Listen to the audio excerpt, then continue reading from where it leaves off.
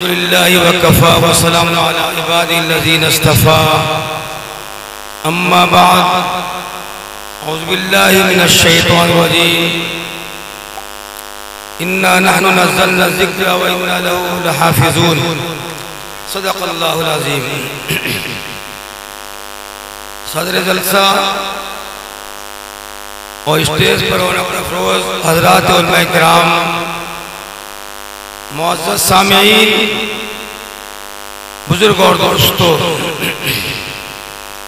जैसा कि जलसा दस्तारबंदी का जलसा मुनक़िद हो रहा है और इसके बानी जनाब हाफिज़ कमरुल इस्लाम साहब, जो उड़ीसा नहीं बल्कि पूरे हिंदुस्तान में शायरी के दुनिया में छाए हुए हैं और एक ऐसी जगह उन्होंने मदरसा बनाया है कि जो इंसान के तसव्वुर से बाहर है। बहरहाल अल्लाह ताला उनके इस मदरसा को दीन दोगुनी रात चौगुनी तरक्की अता फरमाए और खूब तरक्की अता फरमाए। अभी आप हज़रात के सामने दस्तारबंदी, जो बच्चे हाफिज़ कुरान हुए हैं उनके सर में दस्तार फजीलत रखी जाएगी। ये मदारिस दीनिया हमारे लिए यकीनी तौर पर हमारे ईमान की हिफाजत का जरिया है। अगर हिंदुस्तान के अंदर मदारिस न होते तो मैं इस पर चैलेंज कर सकता हूं, शायद हिंदुस्तान और उड़ीसा में भी मदारिस न होते, शायद उड़ीसा वाले किसी और तंजीम के मानने वाले कादियानी होते और दूसरे अकीदा के मानने वाले होते। इसमें कोई शक नहीं है। अगर बर वक्त हजरत मौलाना सैयद इस्माइल साहब, जिसे हम शेर उड़ीसा के नाम से जानते हैं, अल्लाह ने उन्हें पैदा नहीं करता तो आज पूरा उड़ीसा गुमराह होता और शायद कादियानी। लेकिन अल्लाह का एहसान और करम है, अल्लाह ने वक्त पर हज़रत मौलाना को पैदा फरमाया और कादियानियों से ऐसा मुनाजरा किया कि पूरी दुनिया में हज़रत मौलाना इस्माइल साहब के नज़ीर नहीं मिले।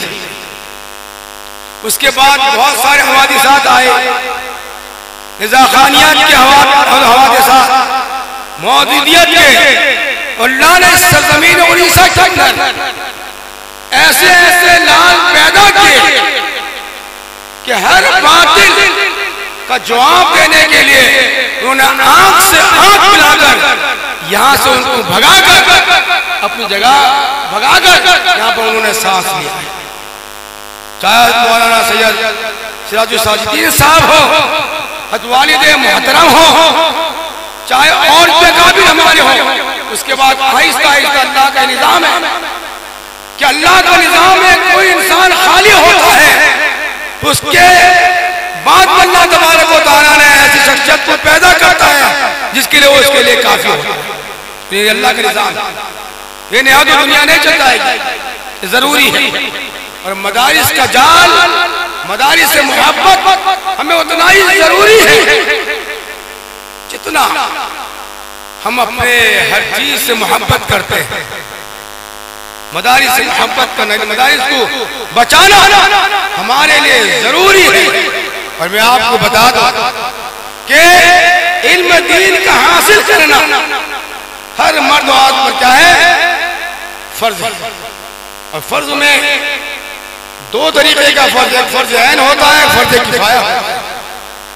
फर्ज ऐन में हर आदमी को वो नमाज फर्ज ऐन है, अगर वो नमाज नहीं पढ़ेगा उसका जवाब वो देगा, होशियारी होगी उससे।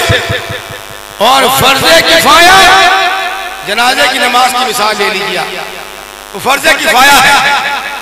अगर महल्ला में कोई आदमी बगैर जनाजे की नमाज न पढ़े किसी को दफन करता है, सारे लोग गुनहगार होंगे।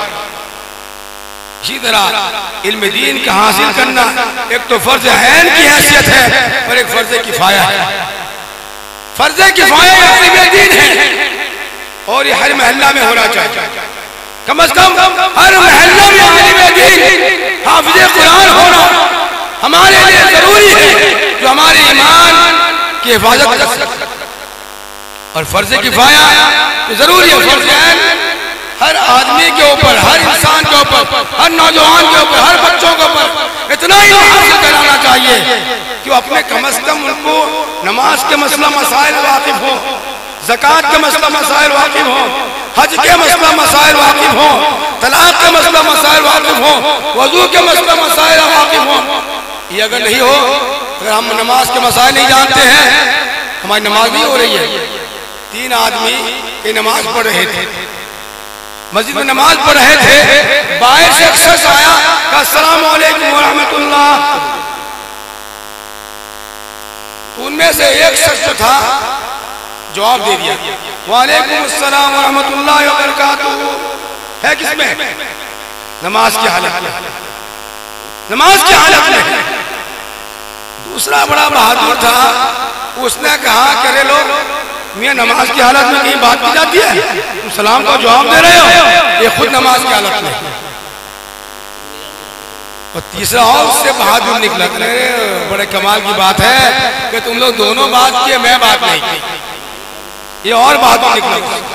बताइए तो मुसलमानों, नमाज किसकी रही किसकी गई?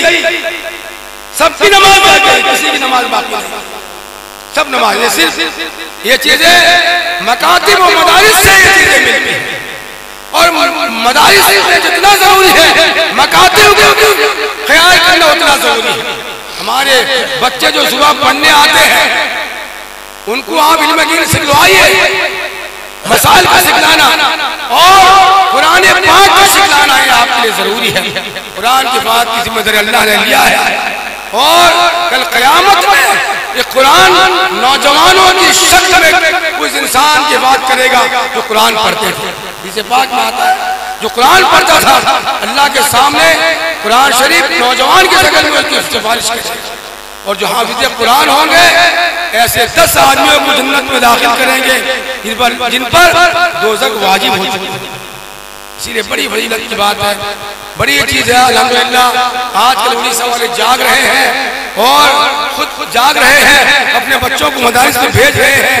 मेरे अल्लाह ताला हम तमामों को हिदायत दे, तमामों को तौफीक दे कि हम अपने बच्चों को मदारिस दुनिया में मकातिब में भेजें और बच्चों को इस काबिल बना दे, कम से कम जनाजे की नीयत हमको याद करके, जनाब आपकी जनाजे की नीयत ही उसकी।